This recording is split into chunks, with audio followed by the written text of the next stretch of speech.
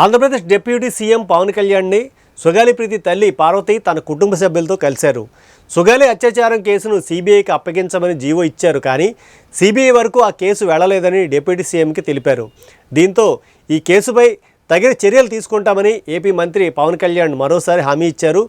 మా అమ్మాయి సుగాలి ప్రీతిపై అఘాయిత్యానికి పాల్పడి హత్య చేసిన కేసును సీబీఐకి అప్పగిస్తూ గత ప్రభుత్వం జీవో ఇచ్చింది. అయితే సీబీఐ వరకు కేసు వెళ్లలేదని సుగాలి ప్రీతి తల్లి పార్వతి కన్నీటి పర్యంతం అవుతూ రాష్ట్ర ఉప ముఖ్యమంత్రి పవన్ కళ్యాణ్కి వినతి పత్రాన్ని అందజేశారు. మంగళవారం సాయంత్రం మంగళగిరిలో పవన్ కళ్యాణ్ని తన కుటుంబ సభ్యులతో కలిసి వినతి పత్రం అందించి ఆవేదన వ్యక్తం చేశారు. తమ బిడ్డకి జరిగిన అన్యాయం మరో ఆడబిడ్డకి జరగకుండా చూడాలని కోరారు. సీబీఐ దర్యాప్తు ప్రారంభించేలా చర్యలు తీసుకుంటామని, ఎన్నోసార్లు విజ్ఞప్తి చేసినా స్పందన రాలేదని, ఈ కేసు విషయంలో తమకు న్యాయం చేయాలని ఆమె కోరారు. పవన్ కళ్యాణ్ స్పందిస్తూ సుగాలి ప్రీతి కేసు విషయంలో తల్లి పార్వతి పోరాడుతూనే ఉన్నారని, ఈ విషయంపై పోలీసు అధికారులతో మాట్లాడతానని హామీ ఇచ్చారు.